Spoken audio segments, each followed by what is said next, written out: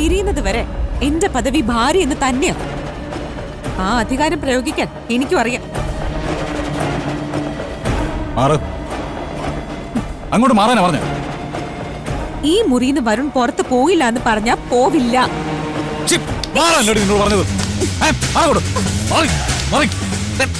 ഞാൻ വിടത്തില്ല. നിന്നോടല്ലേ മാറാൻ പറഞ്ഞ. പറഞ്ഞില്ലേ പോവരുതെന്ന്. നിന്നോടല്ലേ പറഞ്ഞു വിടാൻ. കേക്കാൻ പോവണ്ട.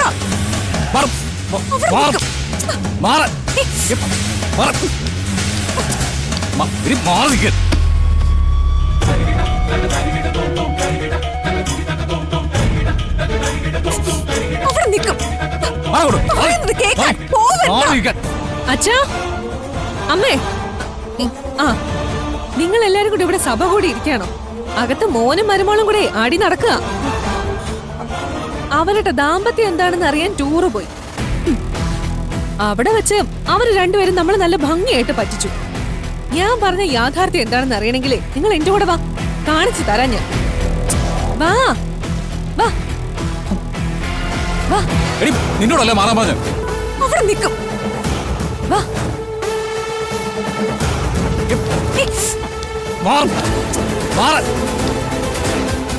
നിന്നോടല്ലേ മാറാൻ പറഞ്ഞ.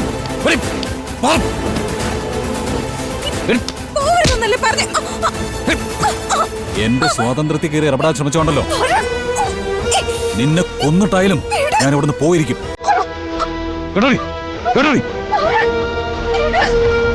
വരുൺ,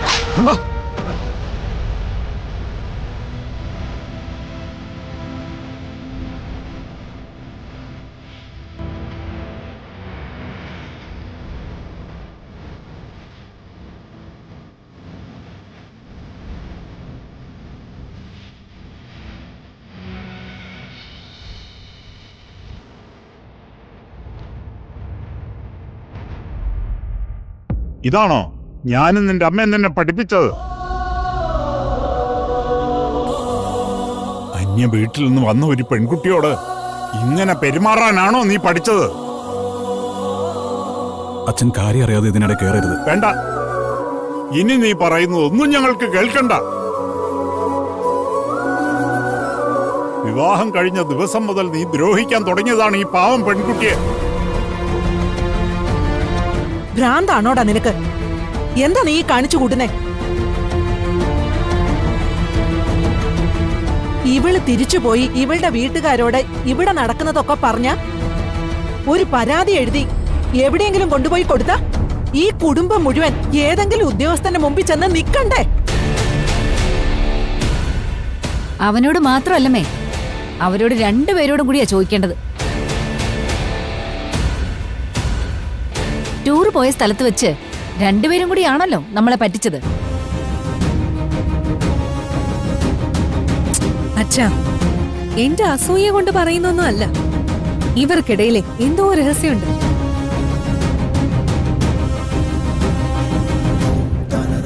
അതെന്താണെന്ന് ചോദിച്ചറിഞ്ഞേ പറ്റൂ.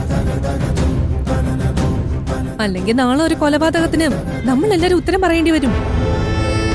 കേട്ടല്ലോ നിങ്ങൾ രണ്ടുപേരും. വരുൺ, എന്താ നിങ്ങൾക്കിടയിലെ പ്രശ്നം? എന്തായാലും നിങ്ങളത് തുറന്നു പറഞ്ഞേ പറ്റൂ. എനിക്കിപ്പോ ഒന്നും പറയാനില്ല.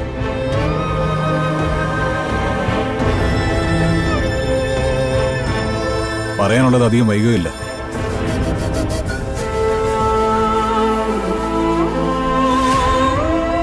വരുൺ, നിൽക്കാനാ പറഞ്ഞത്.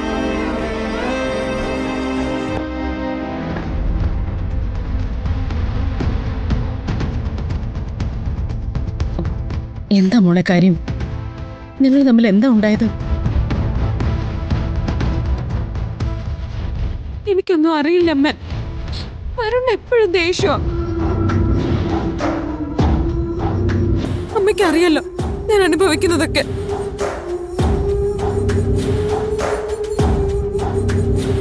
ഒന്നും ആരെ അറിയിക്കരുതെന്ന് ഞാൻ ആഗ്രഹിച്ച് അതിനുവേണ്ടി ഏട്ടത്തി പറയുന്നത് പോലെ മറ്റുള്ളവരുടെ മുന്നിൽ ഞാൻ അഭിനയിച്ചു.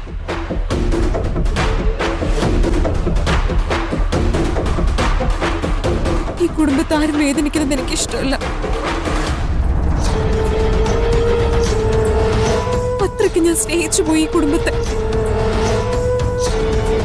എന്നിട്ട് അവള് കാര്യം എന്തെങ്കിലും പറഞ്ഞോ നോക്ക്. ഇങ്ങനെയൊക്കെ പറഞ്ഞാലേ സ്നേഹത്തിന്റെ പേരില് നിങ്ങളെ പറ്റിക്കാന്നാ ഇവളുടെ ധാരണ. അവന് കൊടുത്തതുപോലെ ഒരടി ഇവൾക്കും കൊടുത്താ ഇവൾ എല്ലാ സത്യങ്ങളും തുറന്നു പറയും. ഉർവശിയും കൽപ്പനയും ഈ മുറിയിൽ നിന്ന് ഇറങ്ങിപ്പോണം. പുറത്തിറങ്ങി പോകാനാ പറഞ്ഞത്.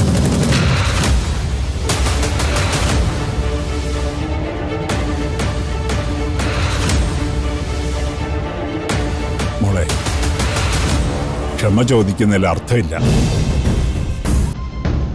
നീ സഹിക്കുന്ന വേദനയുടെ ആഴം ഞങ്ങൾക്കറിയാം. പക്ഷേ അച്ഛൻ നിനക്ക് വാക്ക് തരുന്നു, ഈ പ്രശ്നം അച്ഛൻ പരിഹരിച്ചിരിക്കും. ഇനി അധികം കരയാൻ നിന്നെ അച്ഛൻ സമ്മതിക്കില്ല.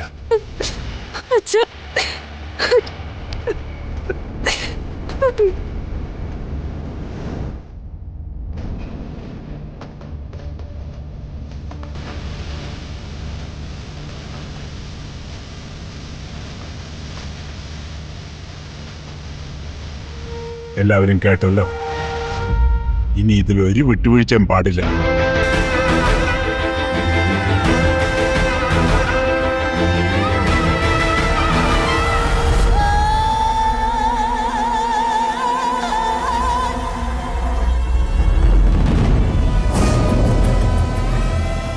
ഇപ്പൊ തന്നെ അതങ്ങ് തീർന്നാ മതിയായിരുന്നു. രണ്ടും കൂടി ഒന്ന് പിരിഞ്ഞിരുന്നെങ്കിൽ. പേടിക്കണ്ട ചെറിയമ്മേ, എല്ലാവരുടെ മനസ്സിന് ഒരു ചൂട് തട്ടിയിട്ടുണ്ട്. കുറച്ച് കഴിയുമ്പോ അത് പൊള്ളാൻ തുടങ്ങും. പിടിച്ചു നിൽക്കാൻ പറ്റാണ്ടാവും. ഇനി നമ്മൾ പോലും ഇടപെടാതെ കണിമംഗലം നിന്ന് കത്തിക്കോളും.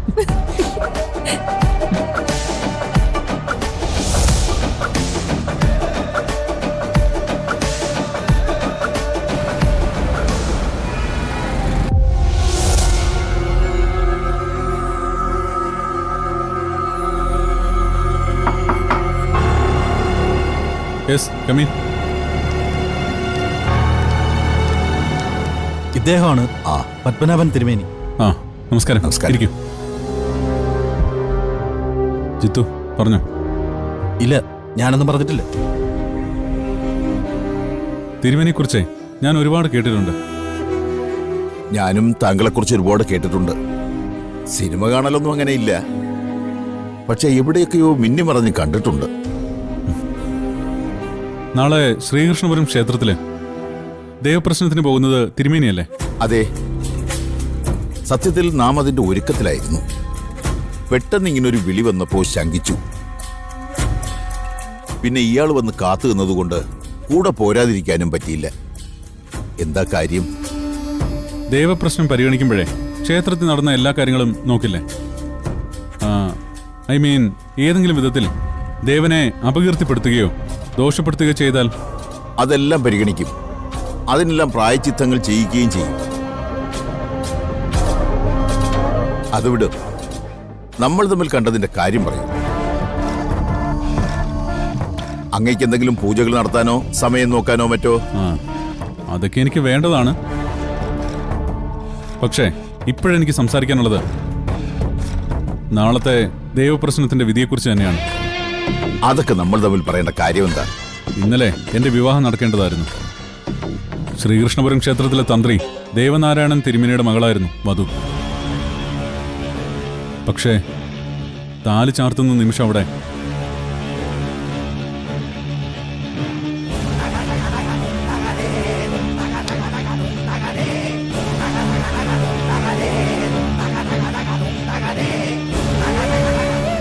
എനിക്ക് ഇനിയൊരു താലിക്കഴുത്തിൽ അണിയാൻ പറ്റില്ല.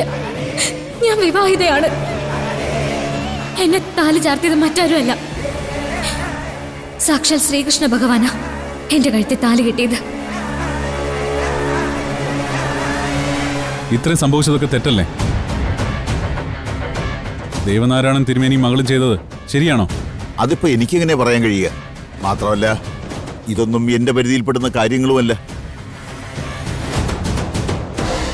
തിരുമേനിയുടെ പരിധിയിൽ പെടണം. നാളെ പ്രശ്നം സംസാരിക്കുമ്പോഴേ ഭഗവാൻ ചാർത്തി കൊടുത്തു എന്ന് പറഞ്ഞ് അവള് കഴുത്തിൽ സൂക്ഷിച്ചിരിക്കുന്ന ആ താലി അറുത്തു മാറ്റാനുള്ള നിർദ്ദേശം അങ്ങയിൽ നിന്നുണ്ടാവണം. അതാണ് എന്റെ ആവശ്യം. ക്ഷമിക്കണം. ദൈവഹിതമായ കാര്യങ്ങൾ കാണുന്നു പറയുന്നു എന്നല്ലാതെ മറ്റൊന്നും നമ്മെ കൊണ്ട് സാധ്യമല്ല. ജിത്തു,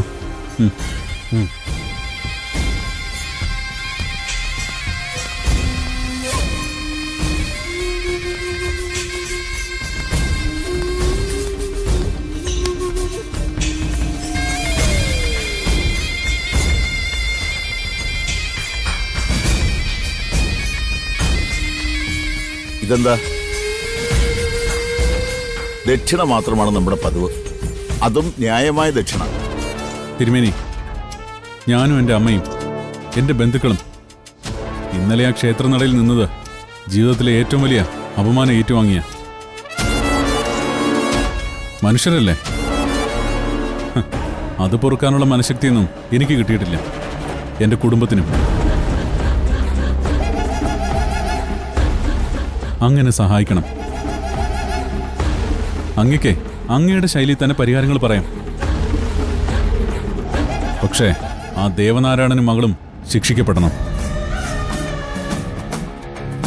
അവളുടെ കഴുത്തിൽ നിന്നും ആ താലി അറുത്തു മാറ്റണം. പകയും പ്രതികാരമൊന്നുമല്ല തിരുമേനി. ഞങ്ങളും ദൈവത്തിൽ വിശ്വസിക്കുന്നവരാ. ഇക്കാലത്ത് ദൈവം താലി ചാർത്തി എന്നൊരു പെൺകുട്ടി പറയുന്നത് സത്യമില്ലല്ലോ. അങ്ങനെയാണെങ്കിൽ അത് ഭക്തരെ ബോധ്യപ്പെടുത്താനെങ്കിലും അങ്ങ് ശ്രമിച്ചാൽ മതി. മറ്റൊരാളെ മനസ്സിൽ വെച്ചുകൊണ്ടാണ് അവൾ ദൈവത്തിന്റെ പേര് വിളിച്ചു പറഞ്ഞിരിക്കുന്നത്. അത് ബോധ്യപ്പെടുത്താൻ നോം വരും. ആ, അത് മതി. എങ്കിൽ നാം മടങ്ങുന്നു. ജിത്തു, തിരുമേനി യാത്രയ്ക്കിട്ട്.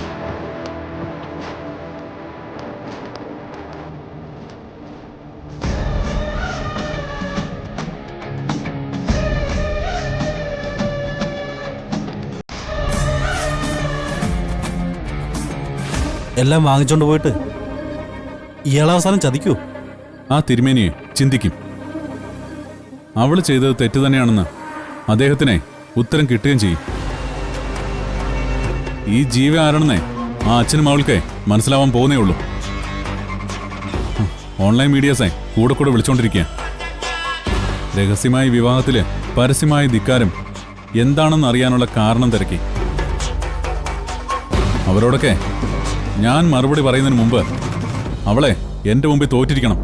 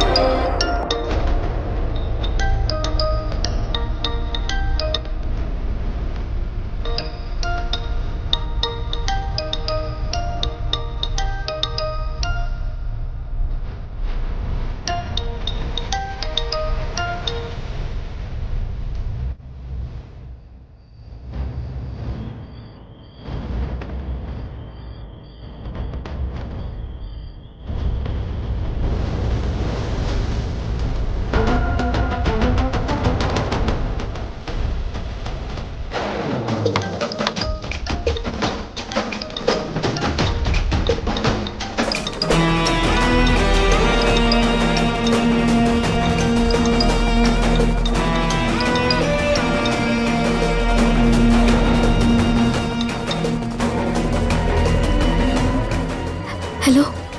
രാധിക, എനിക്ക് തന്നോടൊന്ന് സംസാരിക്കണം. വേണ്ട. സംസാരിച്ചേ പറ്റൂ. ഇല്ല വരുൺ, നമ്മൾ തമ്മിൽ സംസാരിക്കേണ്ട കാര്യമില്ല.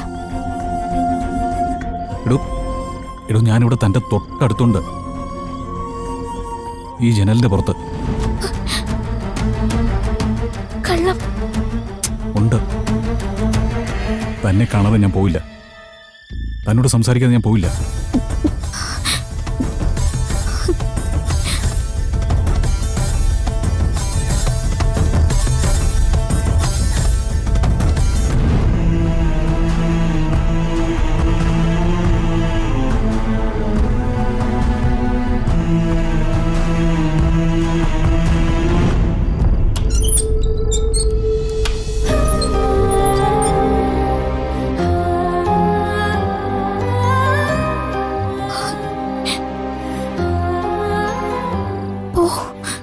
എനിക്ക് കാണണ്ട. ഞാൻ പോവില്ല. ഇനിയും സംസാരിക്കാതെ മാറ്റിവെച്ചാ ഞാൻ ചിലപ്പോ ചത്തുപോകും. താൻ പുറത്തേക്ക് വാ. ഇല്ലെങ്കിൽ ഞാൻ ഈ വീടിന്റെ ഉമ്മർത്ത് വന്നിരിക്കും. നേരം വെളുത്ത് എഴുന്നേറ്റ് വരുന്നതിന്റെ മുമ്പിൽ എനിക്കെല്ലാം പറയേണ്ടി വരും. രാധിക പ്ലീസ്. ഞാൻ വരാം.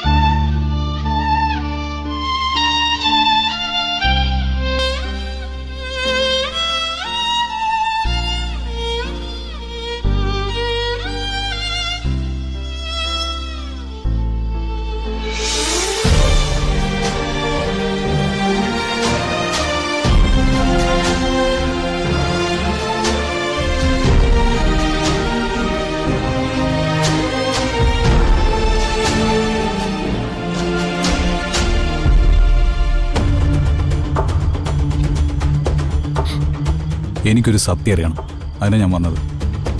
എന്താ? ജീവിയെ തനിക്ക് ഇഷ്ടമാണെന്നല്ലേ താൻ എന്നോട് പറഞ്ഞത്? എന്നിട്ട് പിന്നെ അയാളുടെ താലി തട്ടിത്തെറിപ്പിച്ചത് എന്തുകൊണ്ടാണ്? ഞാൻ കിട്ടിയ താലിയല്ലേ താൻ എല്ലാവരും ഉയർത്തി കാണിച്ചത്?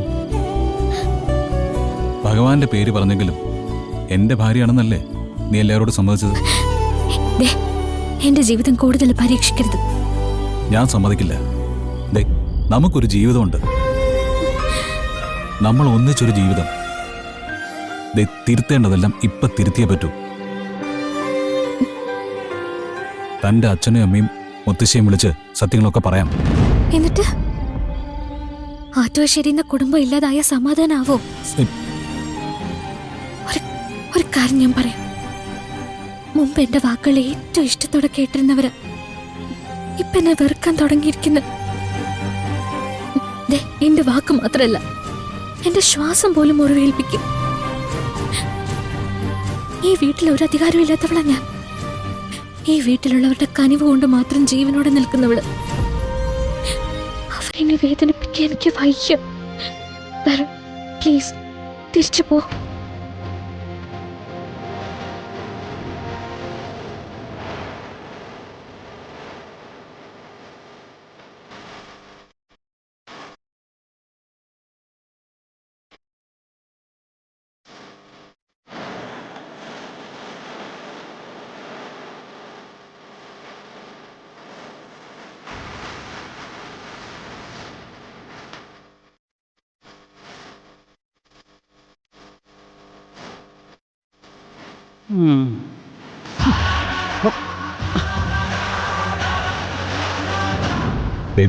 രാധിക,